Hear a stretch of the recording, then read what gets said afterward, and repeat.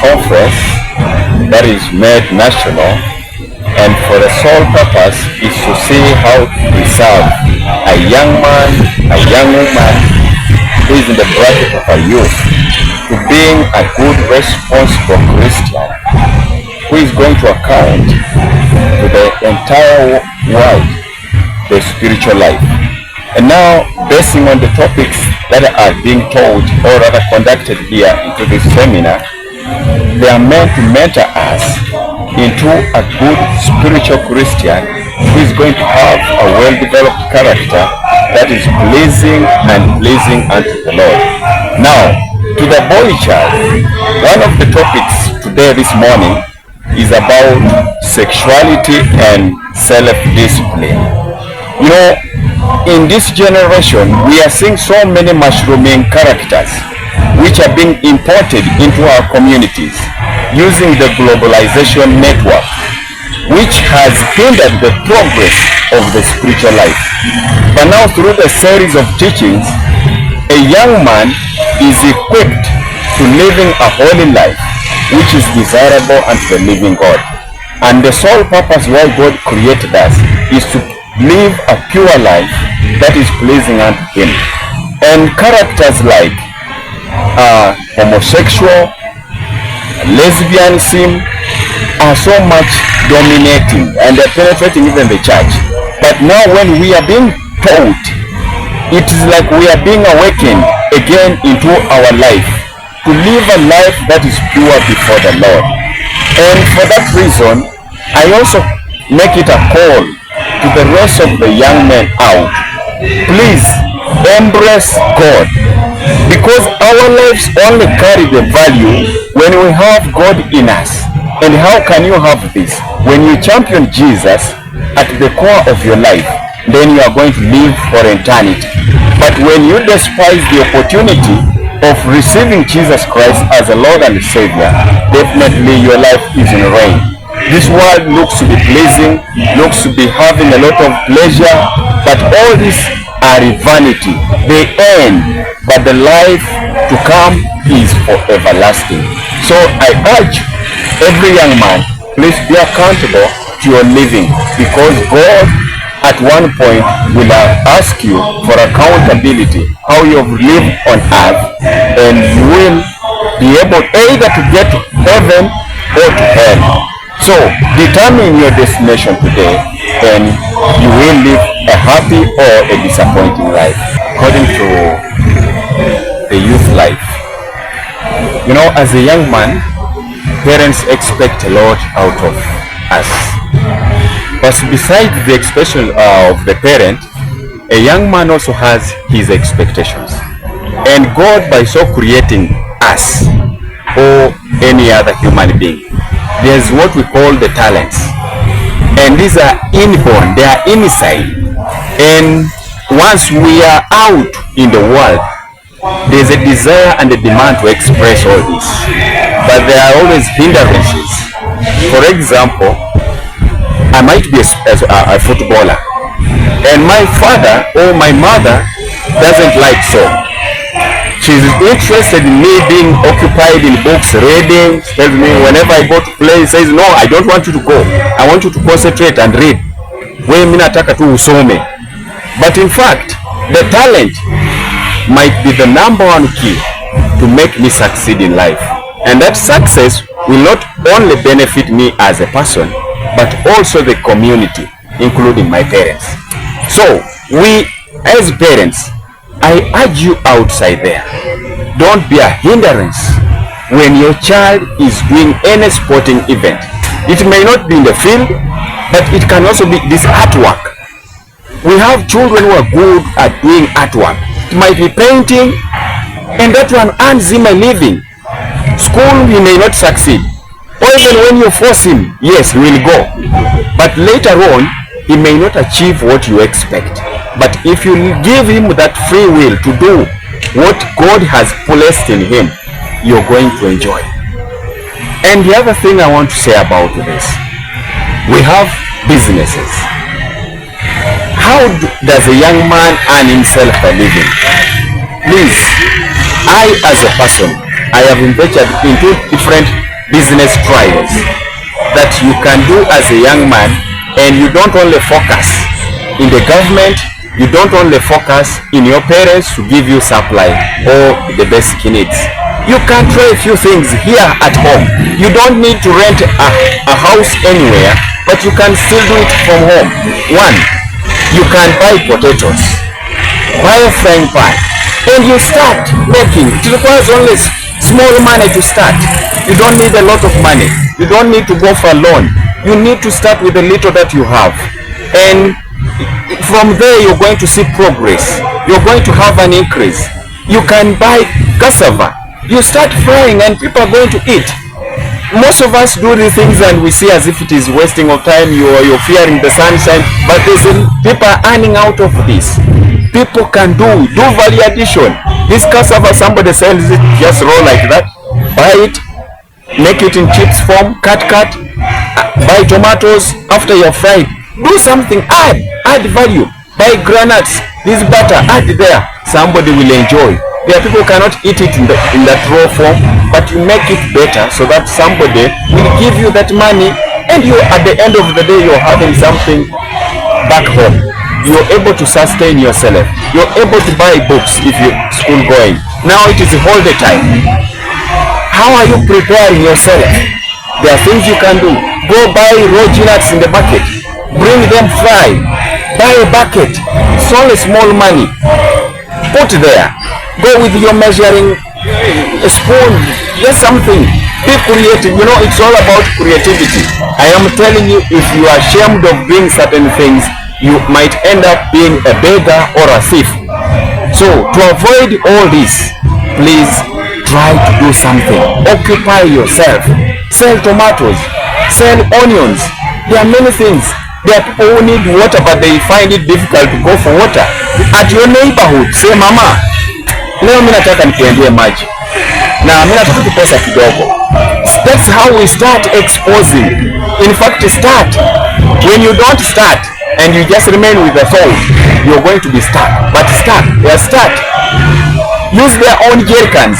Next time you're going to advance, you are going to advance, and you might have your own well, whereby people are going to queue up for the water, and that's how you will earn a living. It carries no sense for you to expect a bigger business, yet you can manage a smaller one. So start small and end up big. God bless you in the conference. Sasa kwa hii semina naweza kupata mafunzo, nazidi kupata mafunzo kama vijana, ambapo vijana wengi wameathirika sana na maisha ya kisasa, maisha ambayo yasiyo na changamoto mingi. Sasa tunapata mafunzo mema, ndio maana hata huduma huu wa Gospel Believers mchukua wakati wake kuandaa seminars, kongamano, ili kwamba vijana wakaweze kupata mafunzo yatakayowasaidia. Maana vijana wengi wameathirika sana katika kizazi hiki, wameweza kupata kukumbwa na changamoto mingi, wanajiingiza katika utumizi wa madawa za kulevya na kuweza hata kuwa wakaidi. Lakini sasa tulipo hapa tunapata mafunzo mema.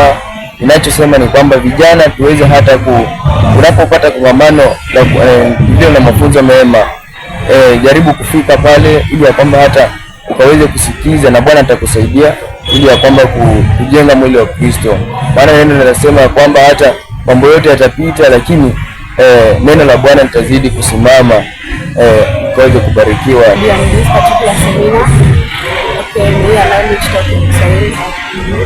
Wakati wangu mimi nashukuru Mungu kwa muda huu ambao Gospel Believers in general umechukua muda wao kuita vijana katika kongamano hili, ambapo sisi kwa upande wa vijana tunaweza kujifunza mambo mengi. Kwanza tumejifunza kuhusu mimba za mapema. Hizi zinachangiwa na grupu ndogo kujihusisha katika vikundi ambavyo hazikuelekezi mbele za Bwana, na kuingiza katika mambo za dunia. Tunafuatana na mambo ya dunia jinsi inavyoenda, na kukuta kwa wasichana tumeingia kupata kuwa wazazi kwa wakati ambao haufai. Lakini tukija katika Mungu, hapo tunaelekeza, tunapata mafunzo na tunajifunza katika ujana wetu. Tunajua kujielekeza katika ujana wetu hata ambapo inatufunza pia sisi tukikutana wengine kule nje tunajua kuelekeza katika njia za Bwana. Nyingine pia inatufunza tujiondoe katika mambo ya dunia kama kujihusisha kwa mambo ya mihadarati, kwa sababu wakati huu vijana wengi wameingia katika mihadarati, wamepotelea katika huko duniani kwa mambo ya dunia. Lakini sasa kuja huku kupata mafunzo, hapo hivyo unajua jinsi ya kujikimu na jinsi ya kujiendelesha katika maisha yako. Wengine ni kuhusu kumheshimu Mungu hata katika mavazi, maongeo, jinsi unavyokubana na mambo kule nje, kujiondoa katika vita. Hapo utajikuta unaishi maisha marefu. Ongezea ni kuhusu sisi kama vijana, si kama watoto wadogo, tunaweza hata anza biashara. Unaweza omba mzazi pesa kidogo akusaidie. Upande mwingine unaweza anza hata na 150. Wewe kama msichana unaweza anza biashara ya miwa, uchukue miwa uweke pale kwa kibanda barabarani, ama hata ununue mboga utembeze kule mtaani. Hapo hivyo utaweza pata pesa ya kujikimu kwa maisha. Kwa siku ikiisha, pengine umeingiza shilingi 20 ama shilingi 10, hiyo unaenda kusave. Kesho nayo ukiongeza 10, kidogo kidogo ujaza kibaba. At the end of the day utaona umepata pesa at least. Mwaka ukiisha ama shule ukifunguliwa, sasa wakati wa likizo, utakuwa na kitu ya kurudi shule. Pengine hauna kitabu, hauna kalamu, itakusaidia kwa upande wa kupata vitu kama hizo ndogo ndogo. Nyingine ni kuhusu talanta zetu.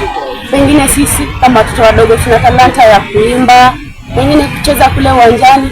Usifiche talanta yako, muombe mzazi wako. Kama mzazi pengine ni mkali, unaenda kwa roho ya upole, mwambie mama, mimi niko na talanta ya kufanya hii, tafadhali naomba nipe wakati wangu niende at least nifanye practice nikuwe perfect.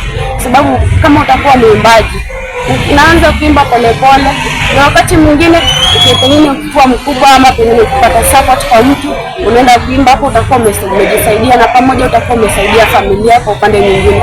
Hasa kwa upande mwingine, pengine upande wa uchezaji, hapo hivyo unaomba mzazi hata pengine after lunch kukuwa na free time, enda uwanjani ucheze. Hapo sometimes utakuwa unafanyisha mwili practice. Pengine tena utakuwa unajitafutia katika hali ya maisha, pengine uingie katika klabu, uanze kufanya exercise. Hapo hivyo utaona umekuwa international player, utakuwa umejisaidia katika maisha.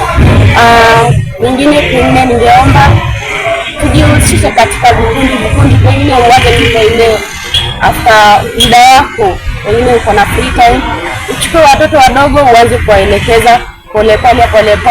Hapo hivyo utaona hata kijiji taona msichana anafanya vizuri. Mimi nafurahia kuwa katika warsha hii kwa vijana. Kupitia kwa warsha hii tunaweza kujifunza jinsi ya kujikimu sisi kama vijana, na kupitia kwa warsha hii tunaweza kuelimika na kuepukana na majanga mbalimbali. Mojawapo ni kupata mimba za mapema, praise Jesus. Na kupitia kwa warsha hizi tunafunzwa kwamba ndoa ya mapema, kama bado tuko umri mdogo, tunapata kwamba tunakuwa na changamoto mbalimbali. Isitoshe, tunapata vijana wengi wanatoa mimba, na hivyo sasa inachangia vifo vya mapema. Bwana Yesu asifiwe. Mbili, tunafunzwa kwamba kupitia kwa warsha hii tunapata kuwa strong kwa vitu zingine. Tunaweza kusimama mbele ya watu, at least tukaweza kurepresent na tukaenda mahali. Ningependa kwa shauri kwamba tukaweze kuepukana na ndoa za mapema, ili vijana wenzangu tujiondoe kwa mambo ya kujiingiza kwa madawa za kulevya ambayo yanaweza kuadhiri afya yetu baadaye. Nikubarikiwa, nimekuwa wenu darasani. Sasa tunapata changamoto tunapotaka kwenda mahali popote, kwa mfano kama sasa kwa warsha yetu, tunapata kuwa hatuna hiyo pesa ya kujiandikisha kwenye warsha yetu. Sasa mimi ningependa kuwashauri vijana wenzangu, tunapokuwa huko nyumbani, jaribu kujiweka kwa business yoyote, at least upate kitu kidogo. Mfano, unaweza nunua unga na ukaanza kupika kitu kama chapati, at least inaweza kupatia hata kama ni 10 bob. Unajaribu kusave na itakupatia ni at least kitu yenye unaweza jikimu wewe kama msichana. Mahimizo yangu kwa wazazi, tujaribu kusaidia watoto wetu wasichana kwa sababu vitu vingine kama hizo sanitary pads zinaweza changia sisi kama wasichana tunajipata kwa njia ambazo hazistahili, na mwishowe tunaangamiza maisha yetu ya baadaye.